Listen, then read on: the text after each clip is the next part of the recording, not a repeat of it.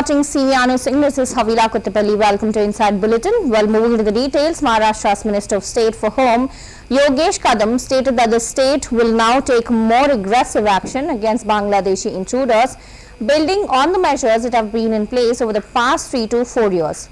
He also emphasized the importance of construction contractors and developers in providing detailed information about the laborers working on their sites to the police. Kadam clarified that his step was implemented prior to the recent Saif Ali Khan incident, indicating the state's ongoing efforts to strengthen security and ensure proper identification of workers. जो भी बांग्लादेशी घुसखोरी के ऊपर जो कार्रवाई पिछले 3-4 साल से महाराष्ट्र में चल रही है, वह भी और अग्रेसिव मोड में जा रही है। तो कुछ चीज़ें पता चल रही है कंस्ट्रक्शन साइट्स पे, सिर्फ बांग्लादेशी नहीं तो महाराष्ट्र के बाहर से भी इंडियंस भी, इसमें काफ़ी सारे इंडियंस भी एज अ लेबर करके आते हैं। लेकिन बिल्कुल जो भी कंस्ट्रक्शन के ओनर्स है, जो भी डेवलपर्स है, जो भी कॉन्ट्रैक्टर्स है, उनकी जिम्मेदारी है कि उनके साइट पे जो भी काम कर रहे हैं, उनके जो भी रिकॉर्ड है उनको उन्होंने पुलिस स्टेशन में देना चाहिए। तो काफ़ी सारे साइट्स पे ये हमें देखने मिल रहा है, क्योंकि लेबर्स एक ही साइट पे एक लेबर साल तक नहीं रहता है। कुछ 1-2 महीना 3 महीना रहता है, फिर अगले साइड पे चला जाता है। वो शफलिंग उनकी काफ़ी होती है। तो ये इस मामले में एक हमी पत्र जो डेवलपर या फिर जो कॉन्ट्रैक्टर है उन्हें पुलिस स्टेशन में देना पड़ेगा, और उनके अंडर कौन कौन लेबर्स काम कर रहे हैं उनकी सब इन्फॉर्मेशन, उनका आधार कार्ड की सब इन्फॉर्मेशन उन्हें पुलिस स्टेशन में देनी चाहिए। कहीं ना कहीं जो सैफ अली खान पे अटैक हुआ उसमें भी एक बांग्लादेशी इन्वॉल्व था, उसके मद्देनजर कहीं ना कहीं ये स्टेप लिया? नहीं, ये स्टेप उसके पहले ही हम ले चुके थे। सैफ अली खान का इंसिडेंट के पहले ही उन्होंने रूल दे चुके थे। देखिए, जो भी बांग्लादेशी घुसखोरी के ऊपर जो कार्रवाई पिछले 3-4 साल से महाराष्ट्र में चल रही है, वह भी और अग्रेसिव मोड में जा रही है। तो कुछ चीज़ें पता चल रही है कंस्ट्रक्शन साइट्स पे,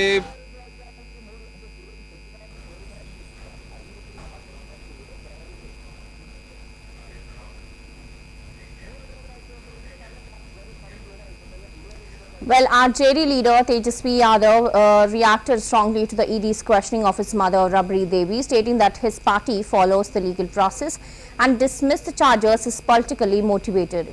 He accused the BJP of filing cases against them out of political vendetta, emphasizing that the more the BJP misuses constitutional institutes, the stronger his party will become. Yadav also criticized the BJP, claiming that its team and IT cell would now focus solely on working in Bihar. जब दिल्ली का चुनाव खत्म हुआ उसके बाद भी आप सब लोगों ने ये सवाल पूछा, हमने क्या बोला? अब बीजेपी की ABCDEF A to Z जो भी टीमें हैं या जो बीजेपी के IT सेल हैं, अब केवल उनका काम बिहार में ही। हम लोगों को कोई फर्क पड़ने वाला थोड़ी है, कोई आए जाए ठीक है। एक कानूनी एक व्यवस्था है, उस कानूनी व्यवस्था का हम सब लोग पालन करने वाले लोग हैं। बुलाता है हम लोग जाते हैं, लेकिन होना कुछ थोड़ी है।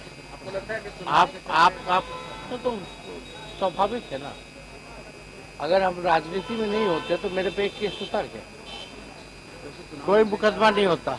हम राजनीति में हैं, इसलिए पॉलिटिकल वेंडेटा के हिसाब से, राजनीतिक षड्यंत्र के हिसाब से मुकदमाएं जो है वो की जा रही हैं, और इससे हम लोगों को फर्क पड़ने वाला नहीं।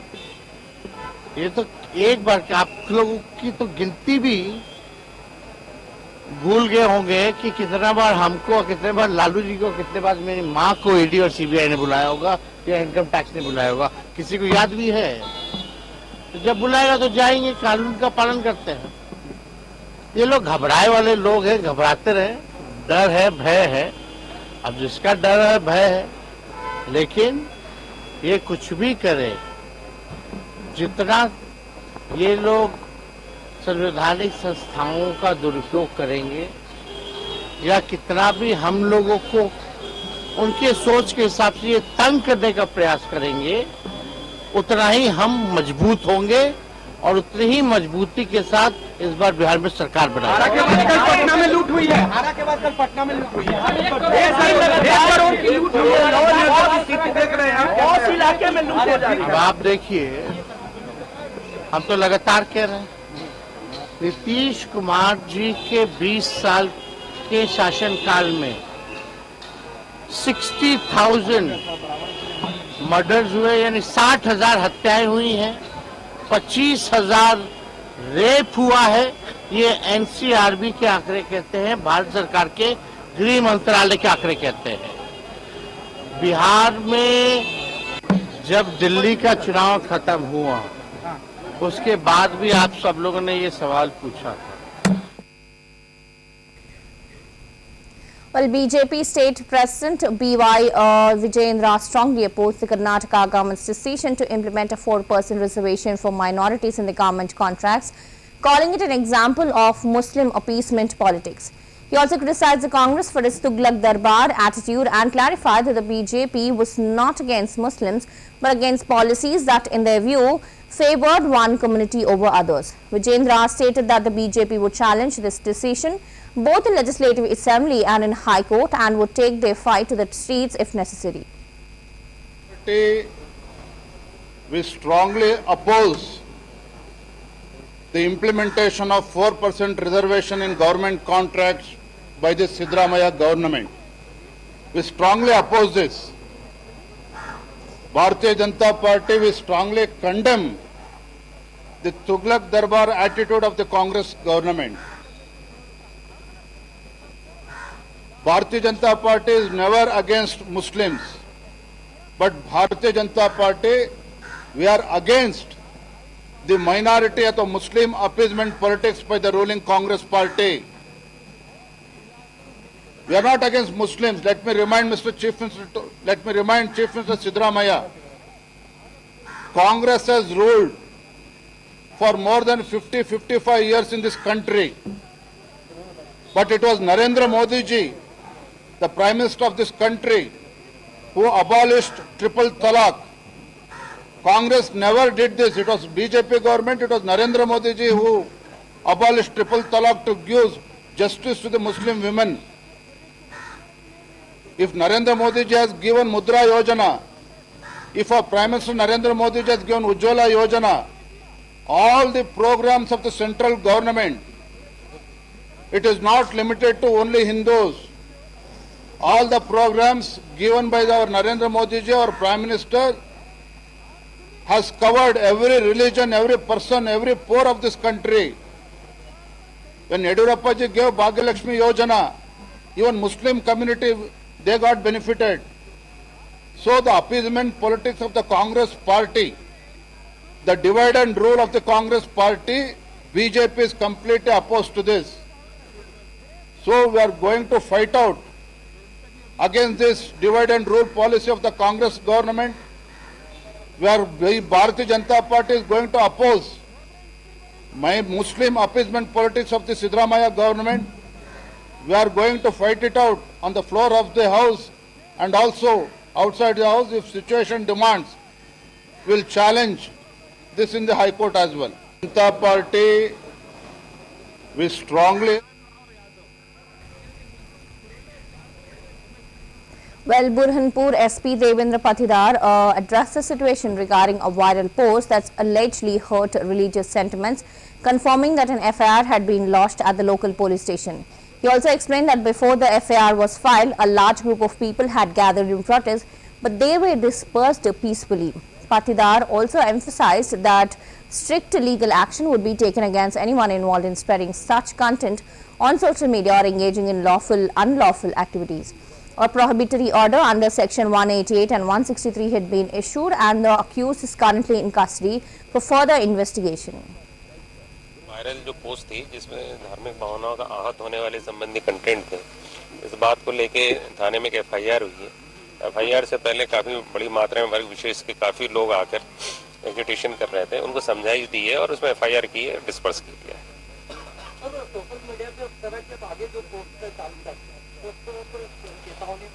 यद्यपि सोशल मीडिया पे जो इस तरह की भ्रामक पोस्ट या कोई भी पोस्ट डालता है उसके ऊपर ऑलरेडी हमारे जो है प्रतिबंधात्मक आदेश जारी है, पुरानी जो 188 है धारा और 163 में, उसमें लगातार ये बार-बार एडवाइजरी भी जारी की जाती है और सभी को फिर से यही अपील है कि अगर कोई करेगा और कानून अपने हाथ में लेगा तो निश्चित रूप से उसमें सख्त वैधानिक कार्रवाई करेंगे। हम लोगों को क्या अपील कर रहे हैं? हम लोगों को क्या अपील कर रहे हैं?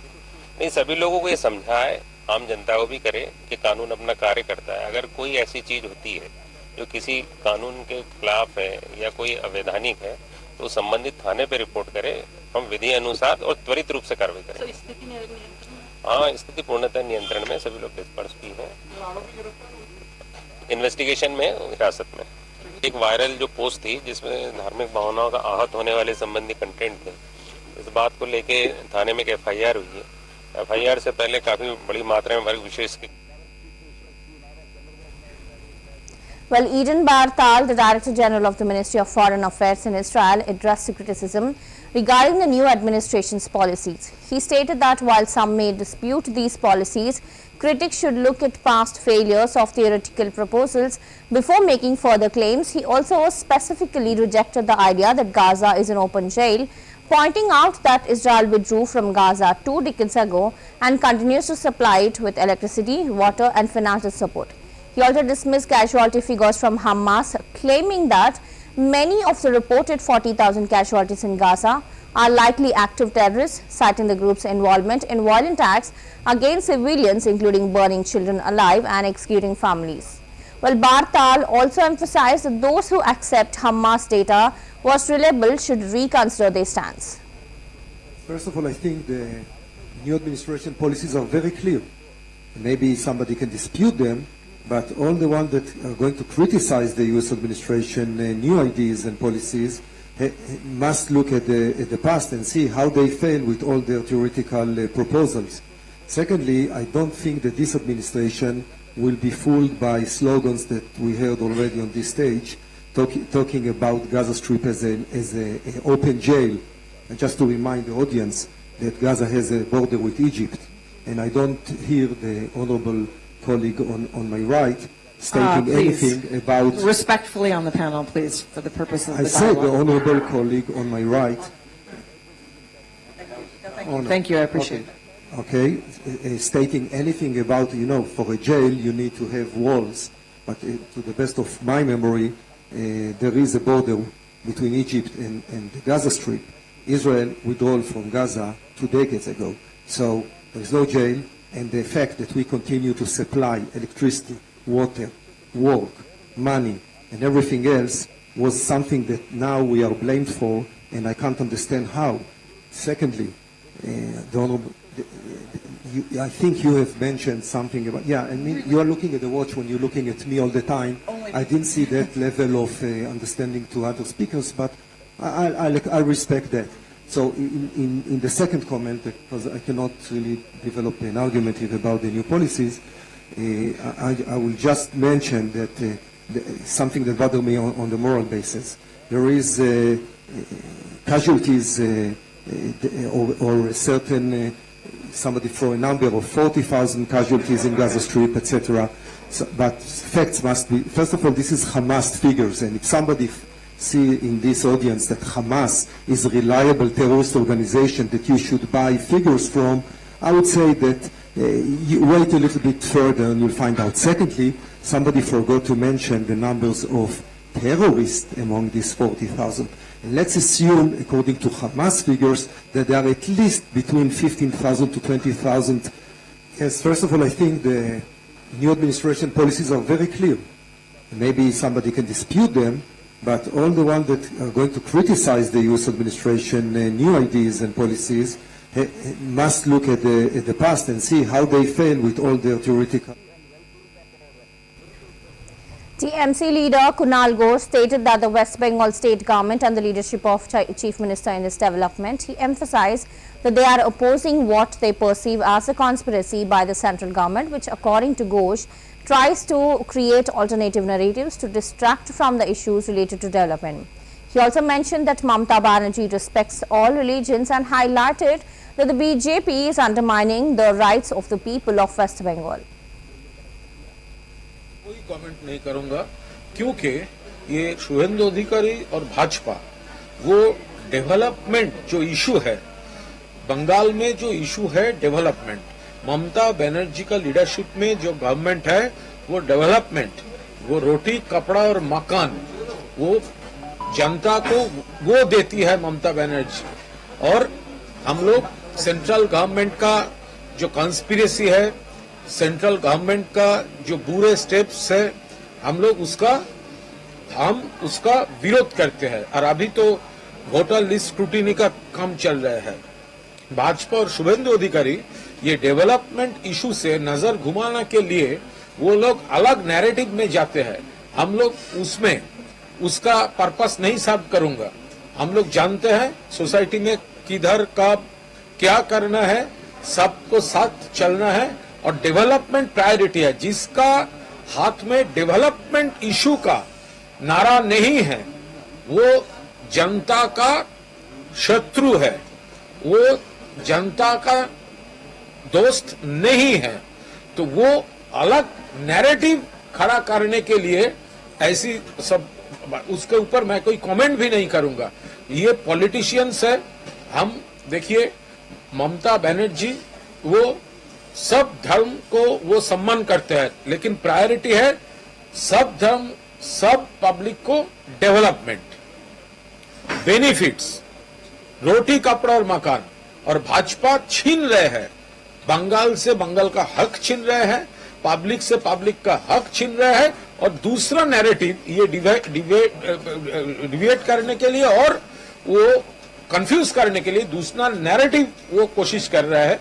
तो हम लोग इसके ऊपर कोई कमेंट नहीं करूंगा, क्योंकि ये शुभेंदु अधिकारी और भाजपा वो डेवलपमेंट जो इशू है, बंगाल में जो इशू है डेवलपमेंट, ममता बनर्जी का लीडरशिप में जो गवर्नमेंट है वो डेवलपमेंट, वो रोटी कपड़ा और मकान वो जनता को वो देती है। Well, Congress MP Rakesh Rathore, after being released on bail from Sitapur jail in a rape case, stated that if he had committed any wrongdoings, he would seek the harshest punishment for himself, and he described his time in jail as a period of penance and assured that everything would soon become clear. Rathore also emphasized that he did not intend to turn the situation into a political issue and expressed gratitude for the support he received from his party. न्यायालय से और यहाँ के न्यायालय से मुझे जमानत मिली है और जिन लोगों ने इस दौर में मेरे लिए प्रार्थनाएं की, दुआएं मांगी, मन्नतें मांगी, उनका भी बहुत बहुत धन्यवाद, आभार। एक बहुत बड़ा आरोप और इतने दिन काटना हुआ, कैसे क्या देखते हैं? क्योंकि बहुत बड़ी ये वो लगा था जिसको लेकर काफी आपकी भी मतलब परेशानी भी रही, परिवार भी परेशान रहा। जो आरोप हम पे है उस आरोप के लिए किसी ने मेरे लिए कड़ी से कड़ी सजा मांगी है। यदि ये पाप हमने किया है तो जितनी कड़ी सजा उन्होंने मांगी है, मैं ईश्वर से उससे भी कड़ी सजा अपने लिए मांगूंगा। एक काफी समय कटा, परिवार भी परेशान रहा। ये प्रायश्चित था मेरे लिए। किसी की तकलीफ के दौर में, प्रताड़ना के दौर में, दुख और अपमान के दौर में हम उस वक्त को सहेज नहीं पाए, इसलिए प्रायश्चित का समय था। क्या इसको षड्यंत्र कहेंगे? सब दूध का दूध, पानी का पानी, जल्द आपके सामने होगा। सांसद जी, पार्टी का भी देखा जाए तो सपोर्ट एक ऐसा नहीं रहा जैसा रहना चाहिए। राजनीतिक आप समझ रहे हैं, मैं पार्टी का सपोर्ट इसमें डालना नहीं चाह रहा था। राहुल जी के कई बार मेरे परिवार के लोगों से बात हुई। मैं यहाँ जेल पे किसी को मुलाकात करने के लिए नहीं चाहता था कि उनको तकलीफ हो, और मैं इसको राजनीतिक इशू नहीं बनाना चाहता था, क्योंकि विपक्ष चाहता था कि ये राजनीतिक इशू बने। पूरी पार्टी साथ है और हर तरीके की उनका समर्थन हमें मिला। Thank you. माननीय उच्च न्यायालय से और यहाँ के न्यायालय से मुझे जमानत मिली है और जिन लोगों ने इस दौर में मेरे लिए प्रार्थनाएं की, दुआएं मांगी, मन्नतें मांगी, उनका भी बहुत बहुत धन्यवाद, आभार।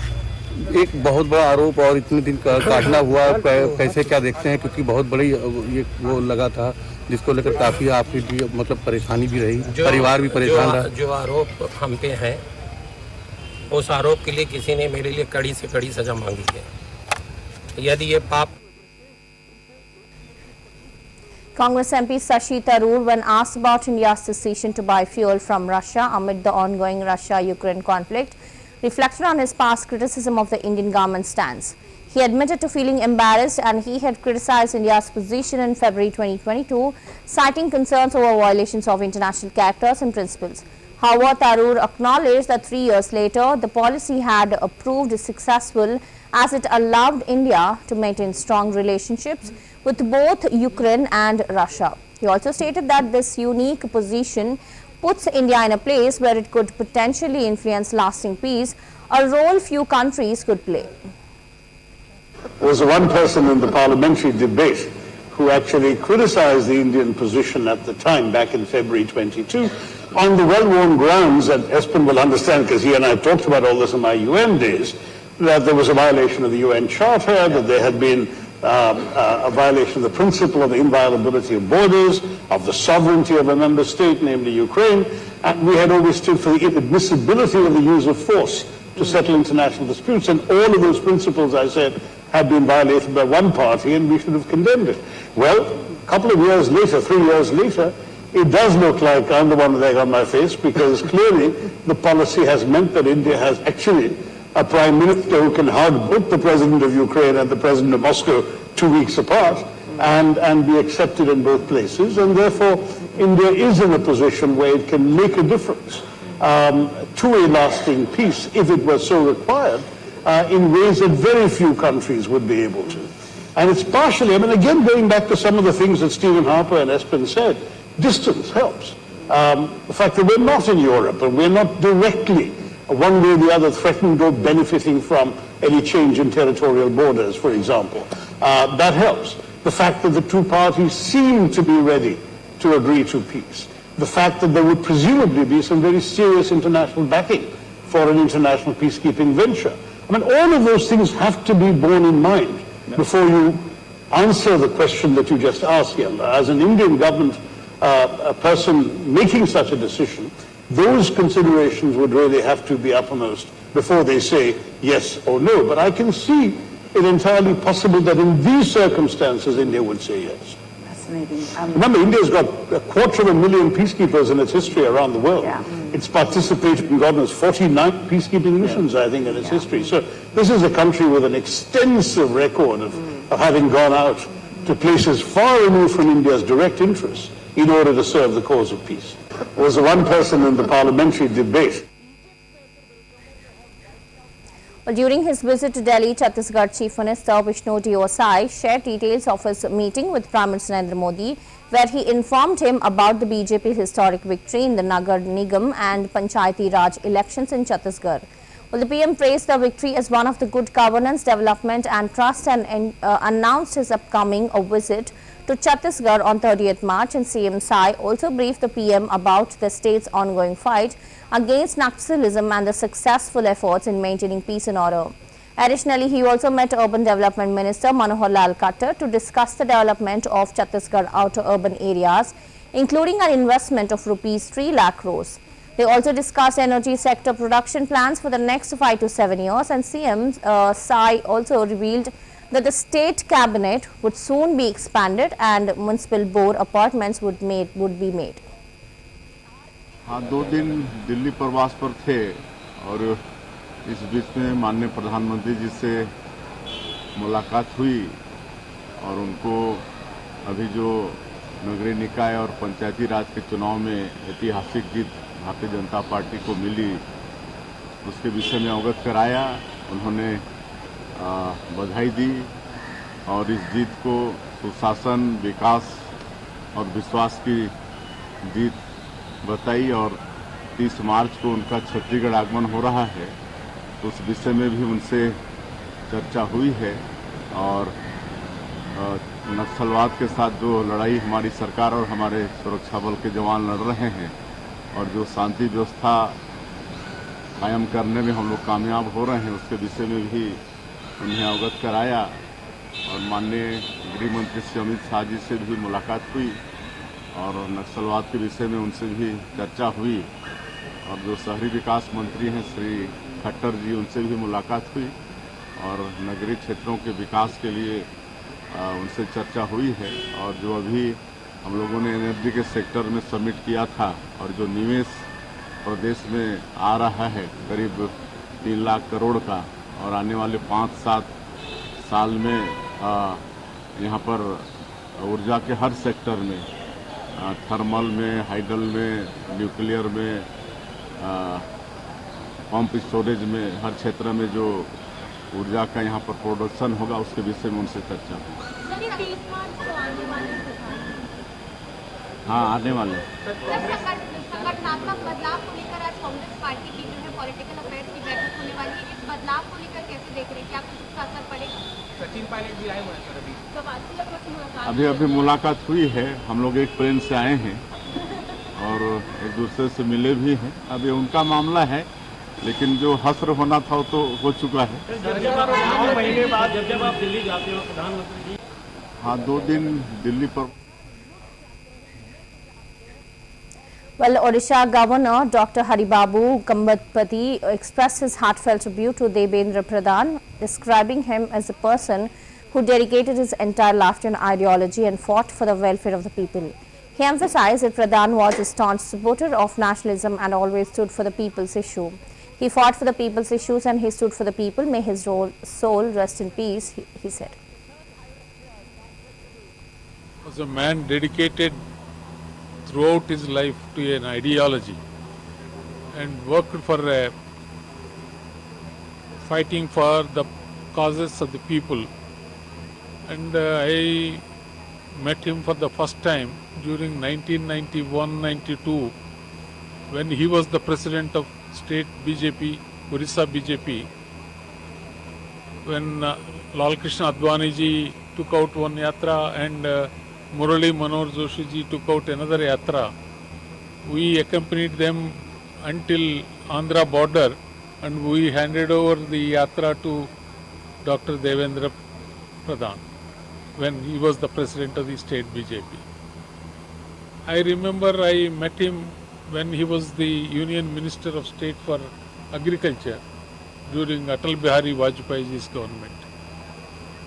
I think he is a staunch supporter of nationalism, and throughout his life he stuck to the ideology what he believed, and he fought for the issues of the people and he stood for the people. May his soul rest in peace. Pradhan was a man dedicated throughout his life to an ideology and worked for fighting for the causes of the people. And I met him for the first time during 1991-92 when he was the president of state BJP, Orissa BJP, when Lal Krishna Advani ji took out one yatra and Well, those are the latest updates in this bulletin. Keep watching CVR News Signals. This is Havila Kuttapalli. Have a good day.